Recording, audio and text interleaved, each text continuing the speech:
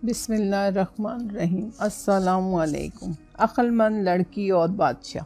एक दफ़ा नौशेरवान आदिल शिकार के वास्ते चला और शिकार खेलता हुआ अपने लश्कर से जुदा होकर दूर निकल गया। इत्तेफाक से इसे प्यास लगी और वो इधर उधर पानी तलाश करने लगा। फिरता फिराता वो एक दहकान के दरवाजे पर जा पहुंचा। इसने बाहर से आवाज़ दी तो एक लड़की घर से निकली। नौशेरवा ने इससे पानी मांगा। वो दौड़कर अंदर गई और वहाँ इसने एक गन्ना कूटकर रस निकाला। इस रस को पानी में मिलाया, फिर इसे एक प्याले में भरकर नौशेरवा के पास लाई। नौशेरवा ने प्याले पर नजर डाली तो इसने देखा कि पानी में तिनका और मट्टी है, इसलिए इसने आहिस्ता आहिस्ता थोड़ा थोड़ा करके पिया ताकि तिनका और मट्टी मुंह में न जाए। जब शेर हो गया तो इसने कहा, शरबत तो बहुत अच्छा था, मगर छना हुआ साफ होता तो और भी अच्छा होता। लड़की ने ये सुना तो जवाब दिया कि तिनका तो मैंने जानबूझकर इसमें डाल दिया था। नौशेरवा ने पूछा, ये क्यों किया था? इसने जवाब में कहा कि आप बड़े प्यासे हैं, शरबत साफ होता तो खींच कर जल्दी से पी जाएंगे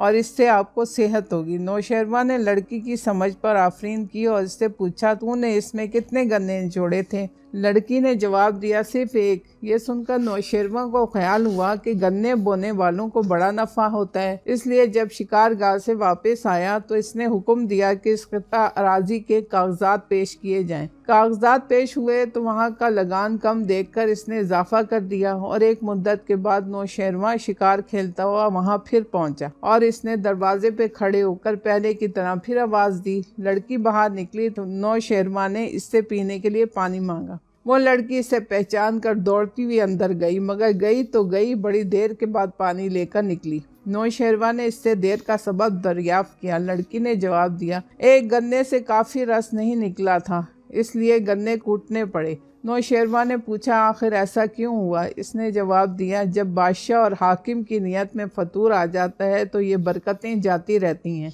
और भलाइयाँ कम हो जाती हैं। नौशेरवा ने यह सुना तो इसको इजाफा कर देने पर अफसोस हुआ और शिकार से वापस आकर इसने लगान कम कर दिया।